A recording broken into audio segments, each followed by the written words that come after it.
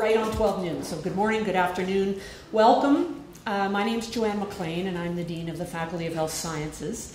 And it's a pleasure for me to welcome you to our speaker series, and the first in a couple of events that we've been doing yearly. So anyone who's standing, please grab a seat, find a spot. Anyone who's sitting and needs a cup of coffee or a tea or a cookie that's in the back corner, please feel free to help yourself. We're very glad you're here, and today it's an exciting day for me to be in this facility. I want to recognize that we're on the unceded territory of the Stalo people in this beautiful gathering place. And I'm excited to welcome 5 of our faculty members here in health sciences to speak today. And what's especially appealing about that, of course, is this is about their work and their interests and their activities, and they have much to share. We've given them an eclipsed period of time of only kind of a maximum of 7 minutes. And unfortunately, our last speaker of the day has had a family emergency and is unable to be here. So we won't hear from Maggie Shamrow, but we will hear from the other 5 actors who are seated up here. So welcome, and I'm going to turn it over to our first speaker, Renette. So Renette Aubin Boisclair is a faculty member in our nursing program, and she's going to, I'll let her introduce her topic, and we're going to, we're obviously taping this for those who couldn't be here, and we're going to ask Renette to come and stand and speak into the mic and try not to move around too much, which is hard for teachers, right? We want to be moving and roving and getting close to people, but Renette, welcome.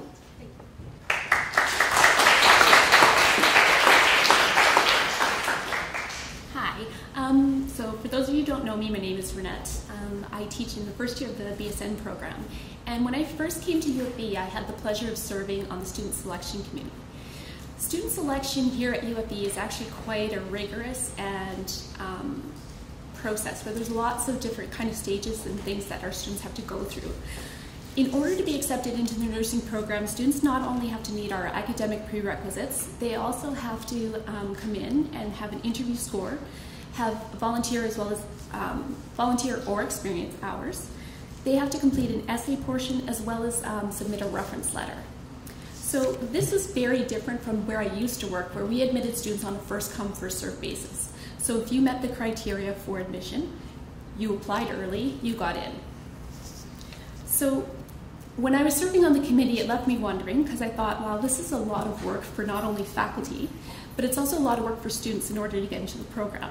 So my questions that arose from that were, was it working? How could we do this better? And what were other universities in BC doing? So that's where the genesis of this project came up. And really what ended up happening is that it became a research project I completed on my sabbatical, and it was a 2-part project. So I started off by looking at what other institutions in BC were doing. So what I did is I contacted all of the different agencies in BC, and I asked them to complete a survey.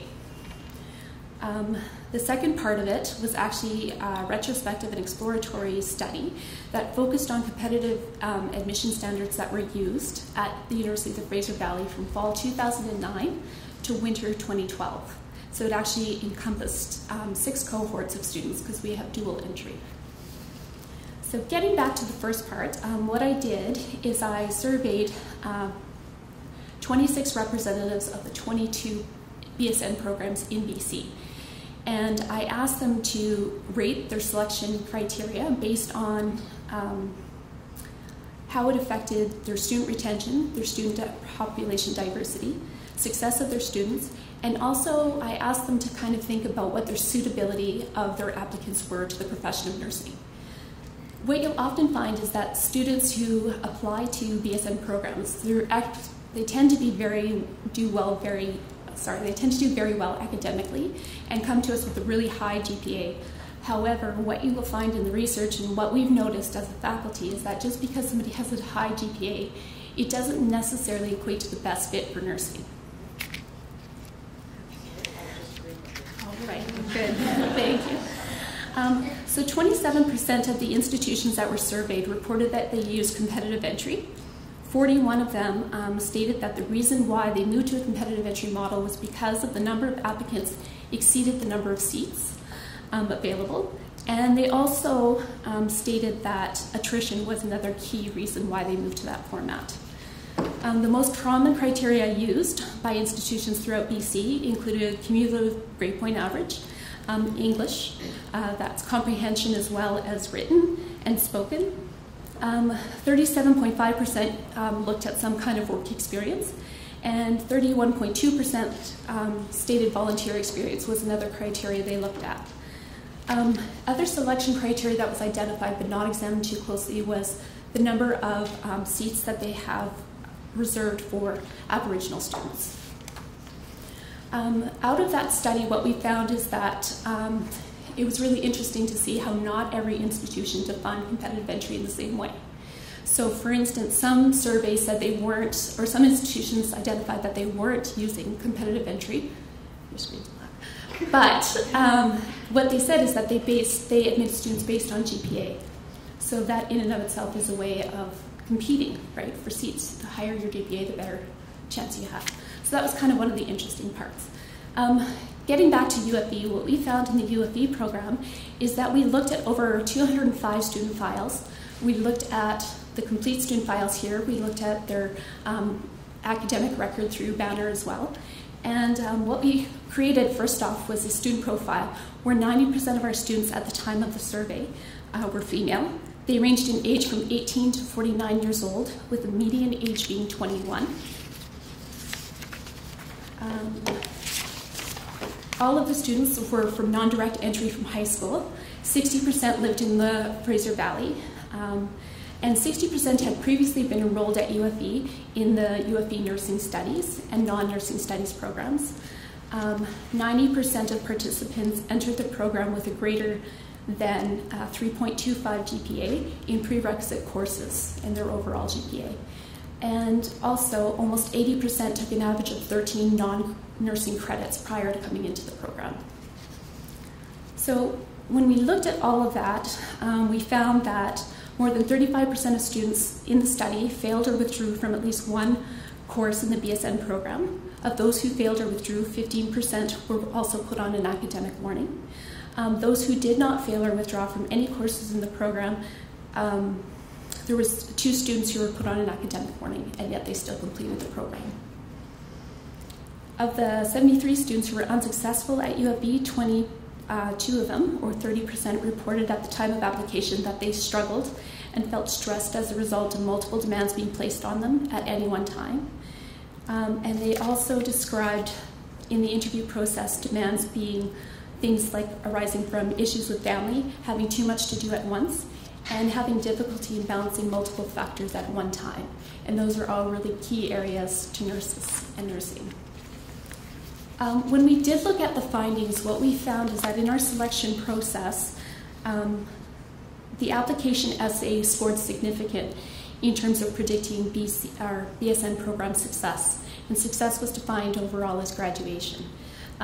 What's interesting about that is that's not at all what I would have guessed in terms of predicting success in the program. But what's found is that when you start to think about things like literacy, being able to understand, critically think on your feet, written communication, all of those things are all things that weigh into an essay. So that was by far the biggest predictor of success, and the second being GPA. So that was kind of interesting in terms of the findings. And we're still running some of the scores and re-looking at different things. But that's kind of where we were at. The selection program has, they've started to kind of tweak it and do some different things with it in order to remove some of the subjectivity amongst the interviewers for the interview portion. But thank you.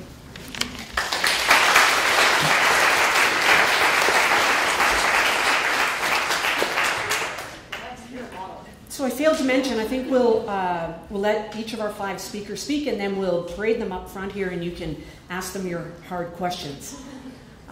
So next on the docket, Bethany Jeal, who is also a part of our Bachelor of Science in Nursing faculty. Welcome. Thank you. I tend to speak a little bit quickly, so I'm going to try and not doing this. But first I'll tell you a little bit of background about myself and my work history. My nursing background has all been in the downtown east side in Vancouver, working mainly in addictions, which often goes hand in hand with mental health. I worked frontline at Insight, the supervised injection site, for several years, and then I went and did some outreach, so primary care, mental health care, and addictions care outreach in some SRO hotels in the downtown east side. And then I returned to Insight as the clinical coordinator of Insight in their on-site detox program and another related program.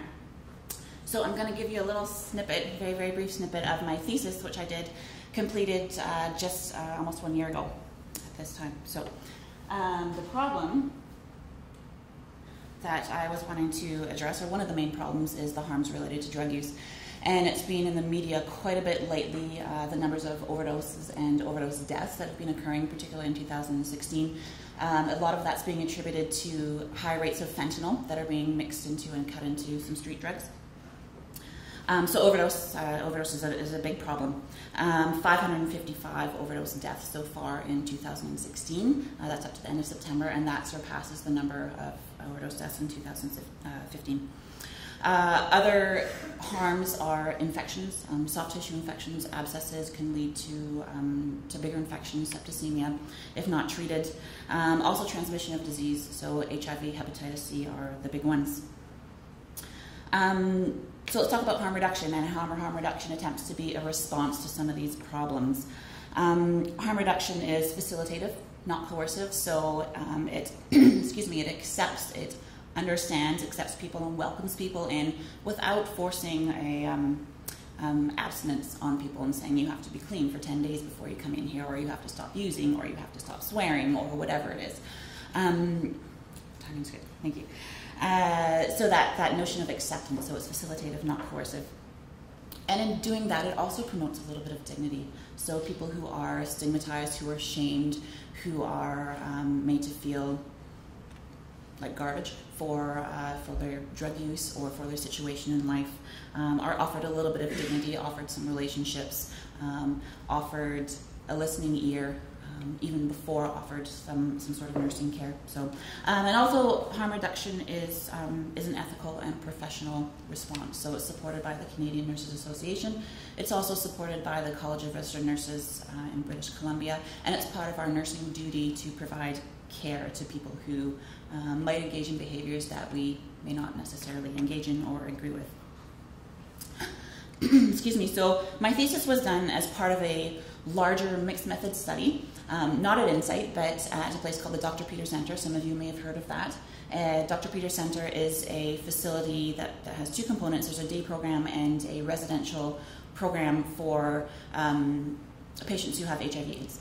And the part of the study I did was qualitative. I had 30 participants who I interviewed about their experiences with the harm reduction program at the Dr. Peter Center, and their harm reduction program also includes, as some of you may or may not know, a supervised injection room. So Insight is known as the big facility in Vancouver, but there have actually been two since 2003. So, or 2002 actually, Dr. Peter Center room opened before Insight did, actually, so it's been in existence for longer. Not used quite as much, well, not nearly as much actually as Insight is, and not as well known, but they did actually just beginning of 2016 in January receive a federal exemption to operate as a legally sanctioned supervised facility. And that operates in the day program at the center, and it's part of a group of integrated services. So there's supervised injection, there's nursing care, there's medication management, there's a nurse practitioner, there are HIV specialists who come in and see people, there are alternative programs, there's music, there's art, there's a gym, there's all sorts of programs offered here. There's a really good nutritional program as well. So I used the risk environment framework, which came from Tim Rhodes, and basically this framework takes into account people's social environmental contexts. So, and how that context can influence their behaviors and their drug use. Or, for example, how living in the downtown east side and on the streets, and your drug dealer stands on the corner and you live in that back alley, how that influences how much you use and how you use drugs, versus living in the West End or Chilliwack or Abbotsford or somewhere, and how that can influence. And I used the methodology of interpretive description, and that's really to understand the meaning in people's experiences. So there were a few findings. Three main ones, and the first finding about the Dr. Peters Center and the harm reduction room and model at the Dr. Peters Center is that it facilitates safer drug use. So people are using indoors, for one. They're using with brand new sterile equipment, so they're reducing the rates of the soft tissue infections that can lead to more serious infections. It's decreasing transmission of disease, so decreasing HIV and hepatitis. And then there's also, in terms of fostering safety, provides a little bit of safety from the street. So when people are using on the street, there are threats of overdose when you're using on the street or using alone. There's threat of not having the proper equipment, maybe using puddled water or aspirated blood instead of sterile water to inject your drugs with. And there's also threats of violence, threats from police. People are rushing and not maybe taking the proper care that they should be when they're injecting. The Dr. Peters Center also offers safety from stigma because they are welcoming, because everyone there, and I'm kind of jumping to the last finding here about home free, but because everyone there has HIV, there's this shared commonality, so people felt very accepted, very welcomed there, and felt that they weren't stigmatized because they were treated in a non-judgmental way. Interesting finding that I do want to highlight here, and I've got a couple of quotes. So when people know they don't have to hide it from you, it actually slows down. And these are a couple of participant quotes suggesting that in spite, and even within the context of the supervised injection room at the Dr. Peters Center, people still slowed down their drug use. Some even stopped their drug use. So it really kind of debunks that myth of how harm reduction is enabling, but rather for many people in this context it's been actually a route to recovery. And I'm at 7 seconds, so I will stop there. Thank you very much.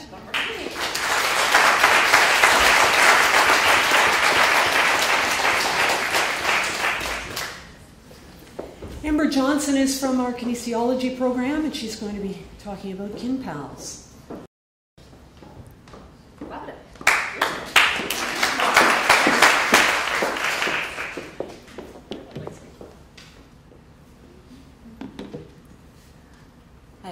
Thanks for showing up to spend some time with us talking to you about what our research interests and all that is, so I appreciate that.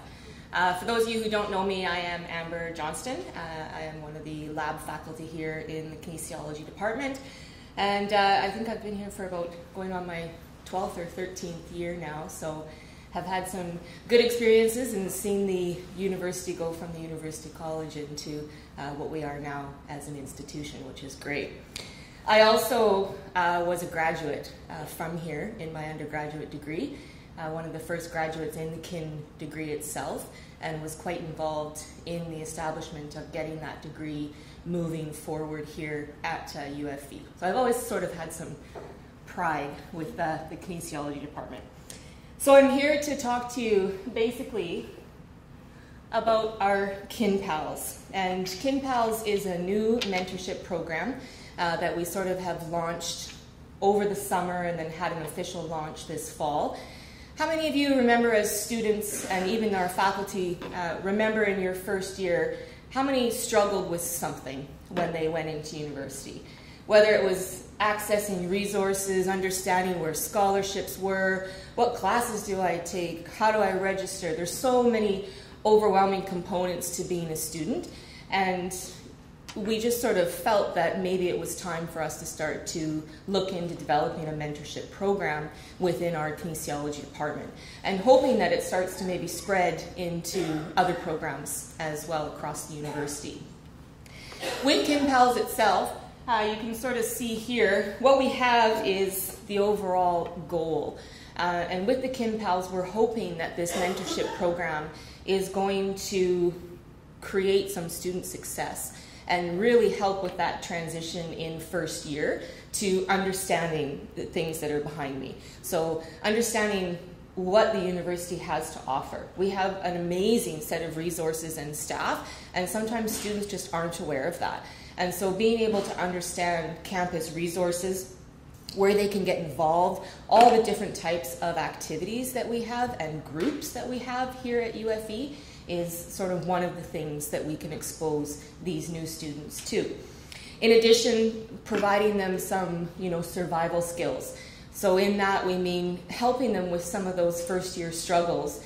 And when you have another peer that is presenting that information, such as an upper level kinesiology student, sometimes that creates a better connection than just coming from an instructor who sometimes can, go blue in the face about a certain topic and it just really isn't always registering.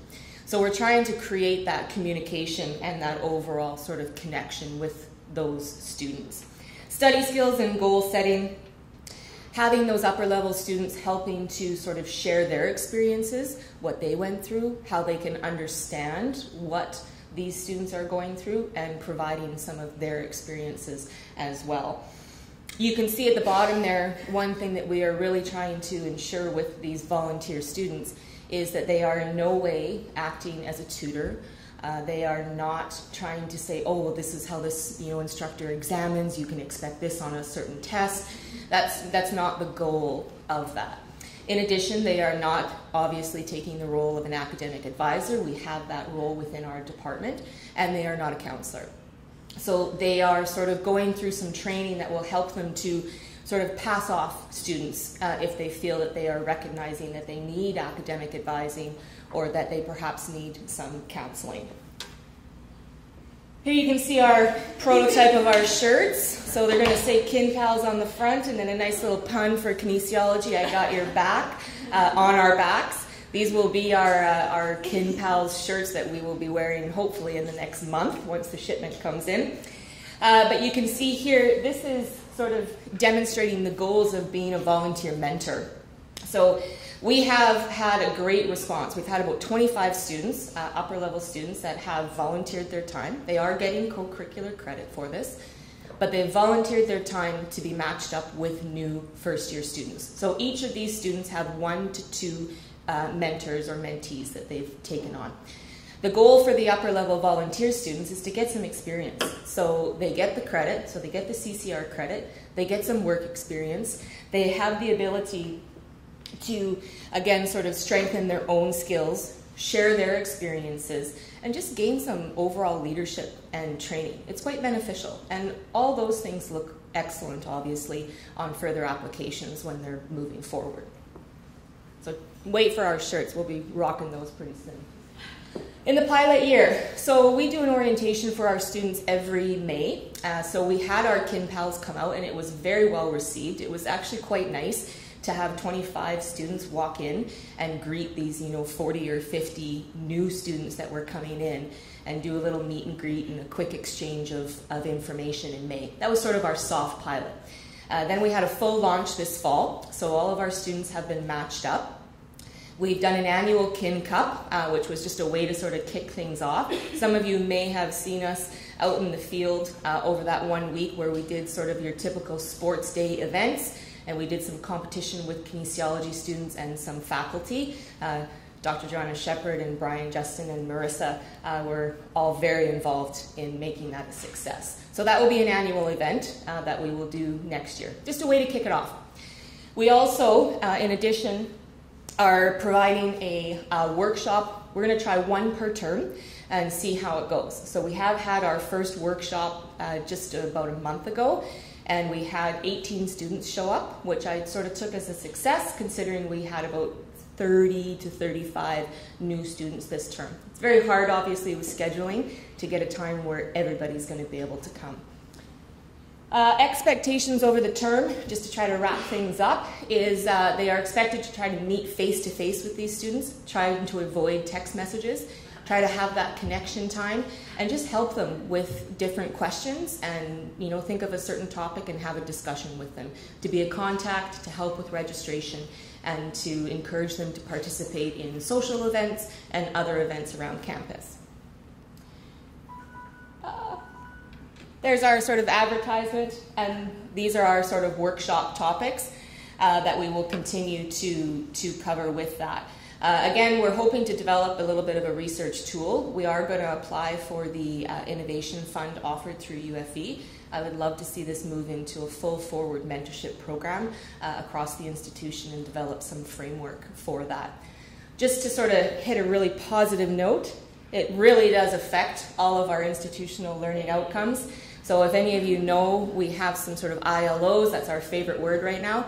And with ILOs, we want to produce better students. We want them to be successful graduates, have communication skills, have critical thinking skills, and be great to go into further education or into the workforce. And I really think that this mentorship program is going to help to sort of follow through with a lot of those learning objectives.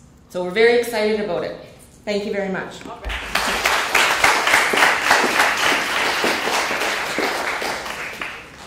Fantastic LALOs. Dr. Ashley Moyse is going to speak about that topic. All right.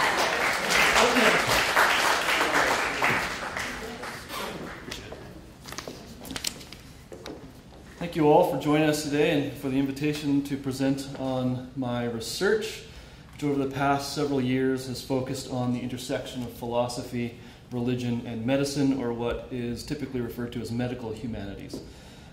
In this line of research, a current project has emerged, and it focuses on issues pertaining to physician-assisted dying and voluntary active euthanasia. It's a timely project that I've been invited to prepare for Ohio State University Press's new book series, Bioethics and Medical Humanities.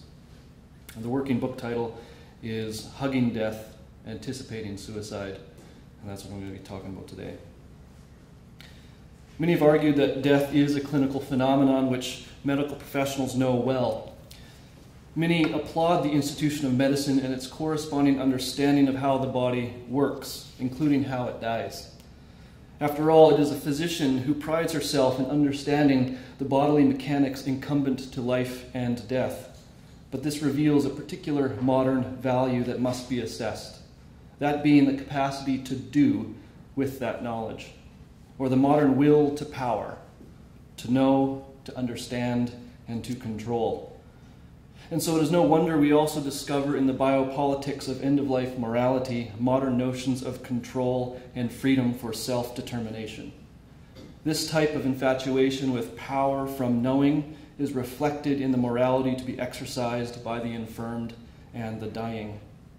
Particular notions of individual or self-determining agency or autonomy flourish in such discourse. The self-sufficient individual is the ideal modern agent, the ideal moral agent in our Western society. This is what we value. Such an individual is thought to be at the helm of fate. That individual is seen as the one imbued with the reason and will to control her destiny. Once again, this may be regarded as a chief value of our Western society. Yet what happens when such a value goes unfulfilled? What happens when we fail to achieve this end? To answer such a question, I've turned in part to the study of nihilism and the question of meaning and its limits in our modern medicalized world. For the German philosopher Friedrich Nietzsche, life is meaningful, but it's meaningful in relation to something else, in particular, in relation to those values or those ideals that we pursue. In our society, we value will, reason, and technology. Correspondingly, we value the exercise of individual autonomy to determine and to control nature, including human nature, by such means. So life is meaningful when we can exercise such capacity and control. Yet nihilism, in general contrast, is the sense of meaninglessness, when the values for which we struggle aren't there, when we aim for such ends, but we realize that we aim at nothing, and we achieve nothing. In medicine, knowing and doing are the values for which both physician and patient struggle. Yet in the face of terminal diagnoses and futile interventions, the movement from meaningful to meaningless is quick. Under such circumstances, the logic of nihilism might function as such. If one cannot exercise her capacity for self-determination, or the institution of medicine cannot wield its power for controlling the mechanics of living, then the ideals of modernity have failed, and life is dissolved of its value. So we despair.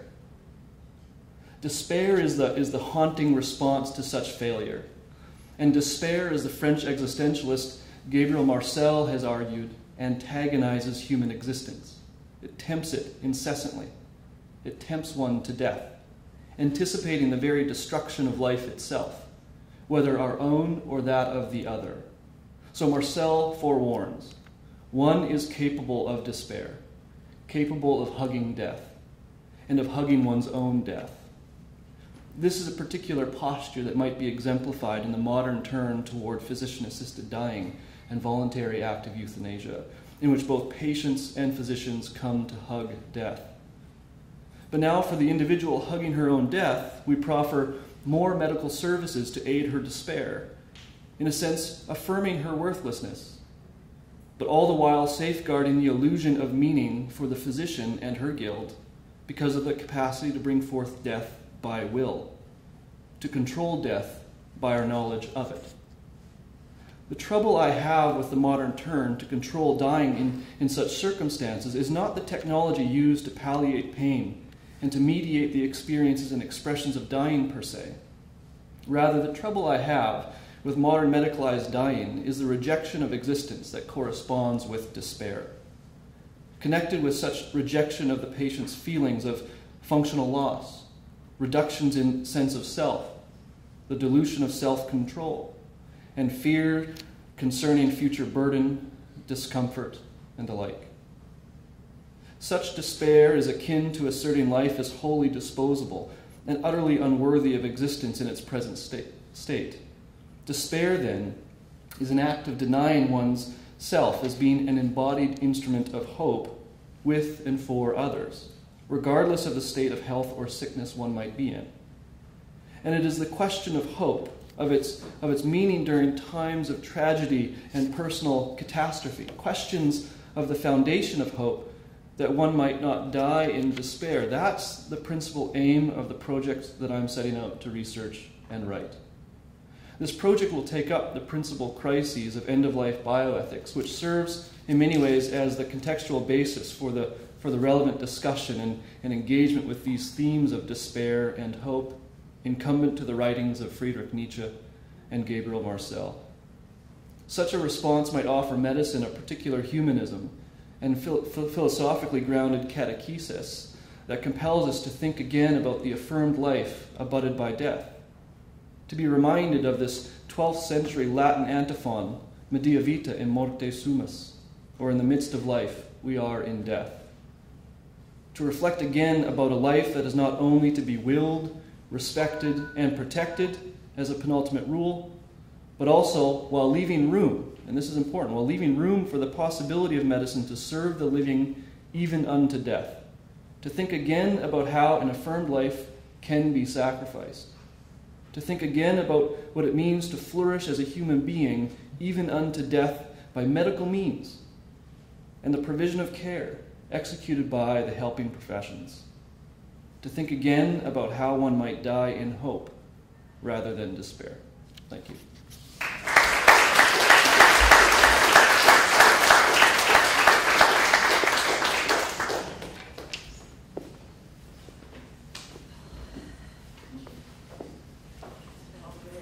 Our final speaker. You need to have like an hour of presentation. I know. That's a part of the beauty of this. Fitting ourselves into 5 to 7 minutes. JoAnne Nelmes. Thank you.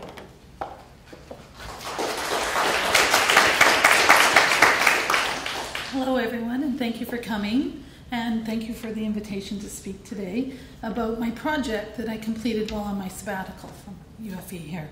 I teach in nursing, and in surgical nursing specifically of the BSN program.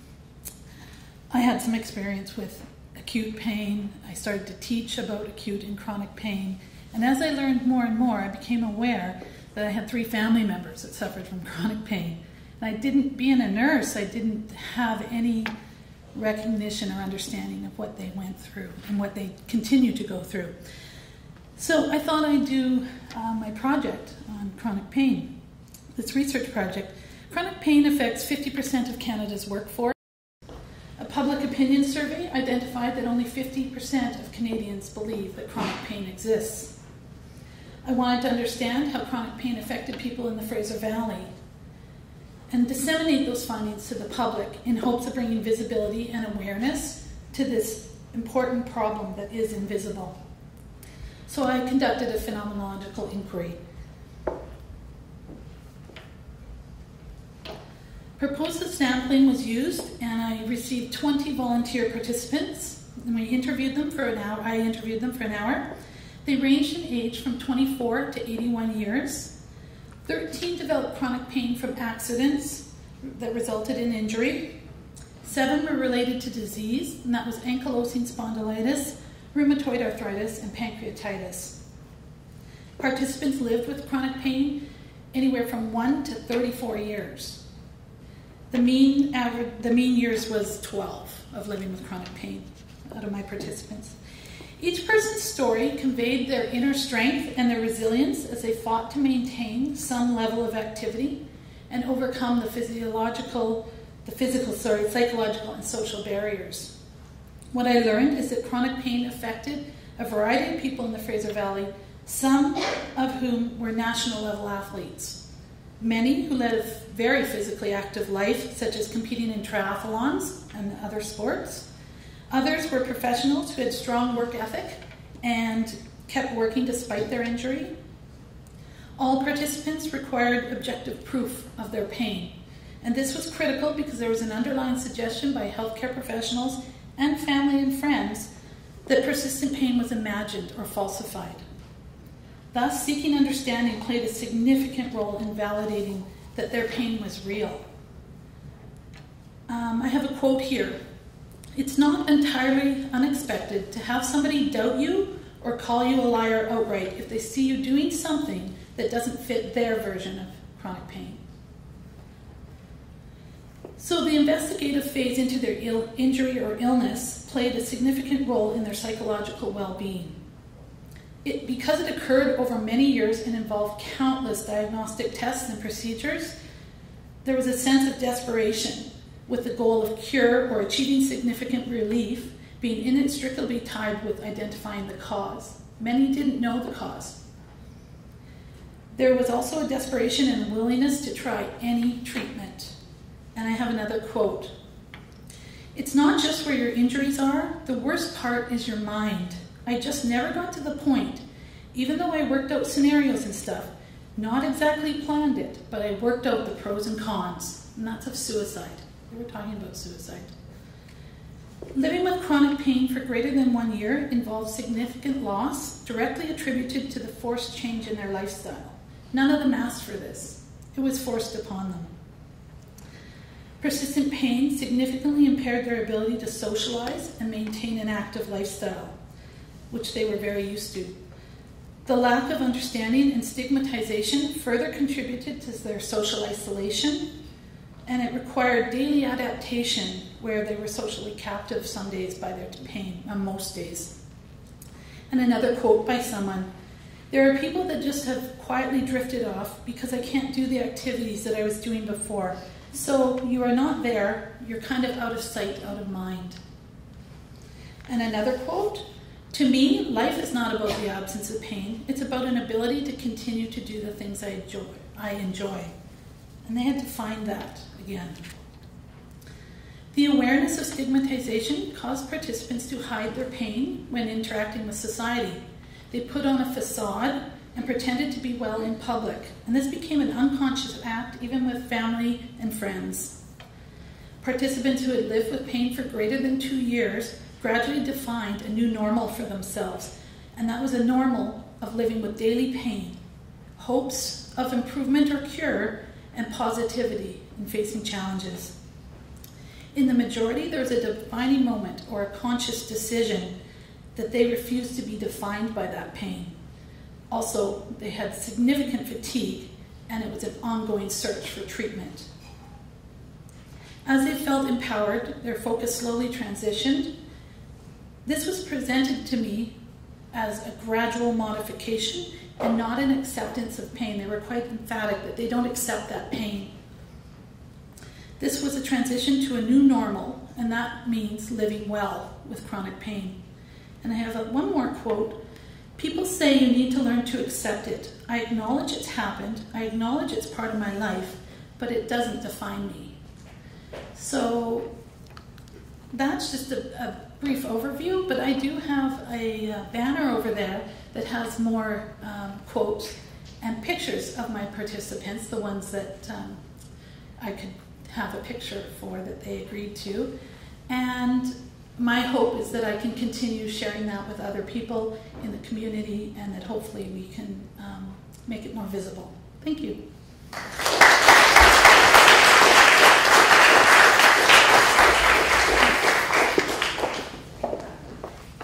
So, Joe, how are we doing for time? It's 12:42. Okay, we've got a few minutes. So if I can invite my 5 speakers to come on up. Yep. Get up there.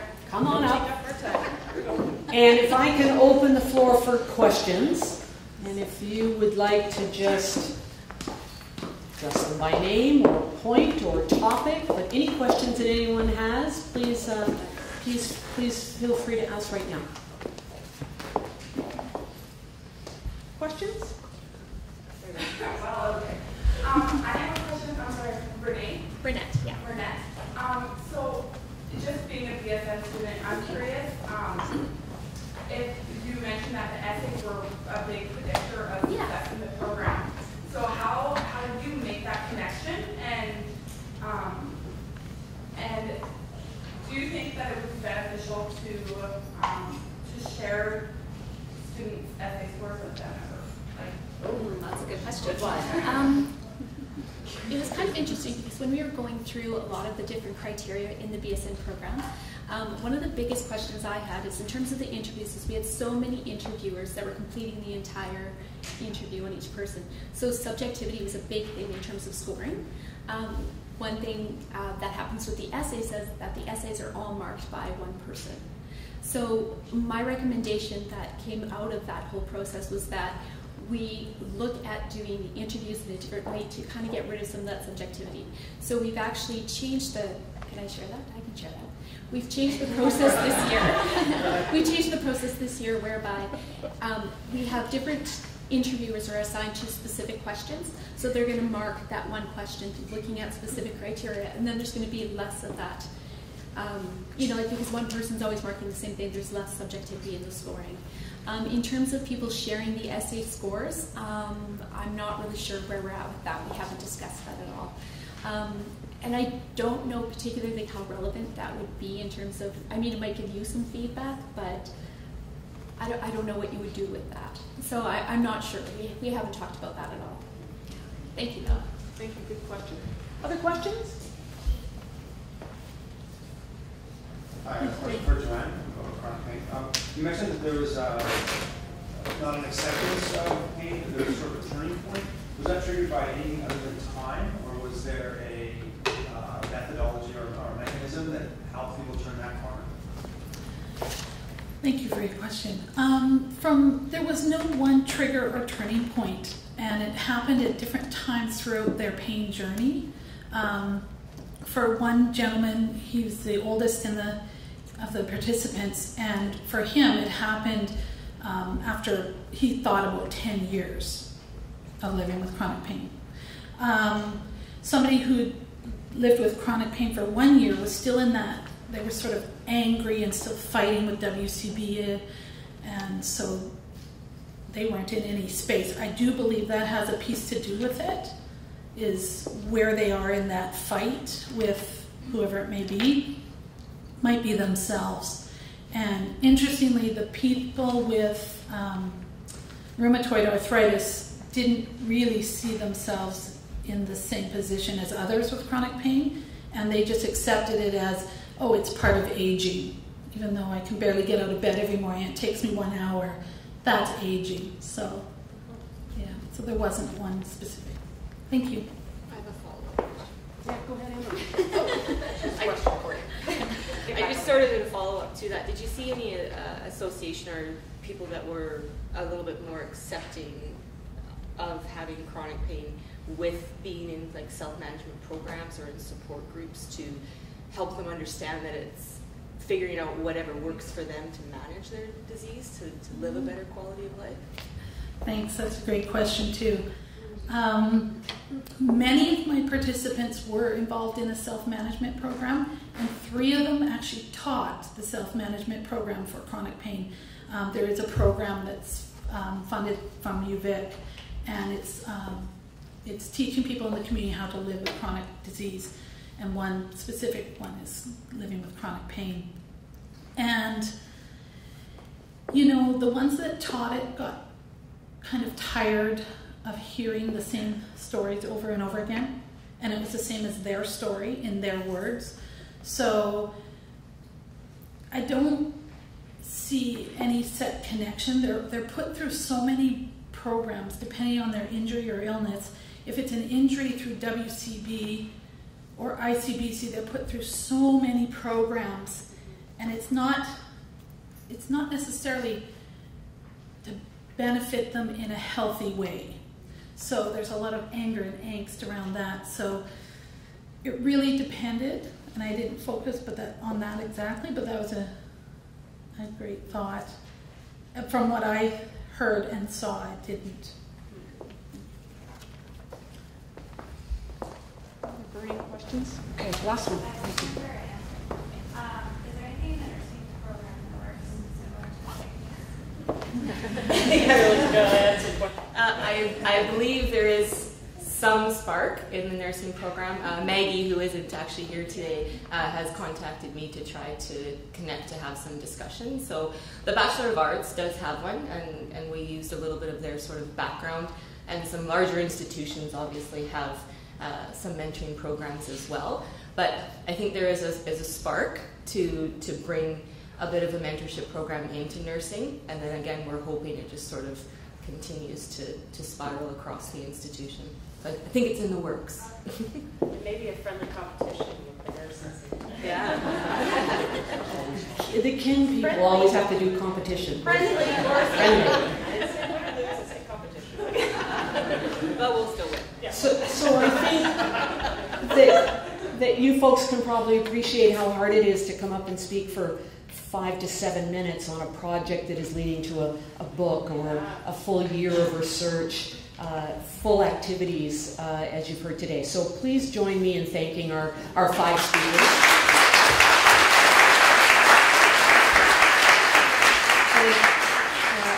On behalf of the faculty, I have a small gift for each of them that I'm going to give out in a second. Before we do that, I want to thank Joanna and other members of the interdisciplinary committee, Maggie Shamrow, who couldn't be here this morning, JoAnne Nelmes, I believe. Yep. Members, Renette. They're the individuals who conceive of the speaker series, and the idea for today rested with them, and the date and much of the logistics. Also want to thank Eleanor Klassen, who is my assistant, who always working behind the scenes to help us to deliver events. So thank you, Eleanor, and thank you all for coming. And I'm sure our speakers will be up here for a few minutes if anybody does have a question. But again, thank you to the 5 of you. Don't go anywhere, and I'll give you a gift. Autographs for $20.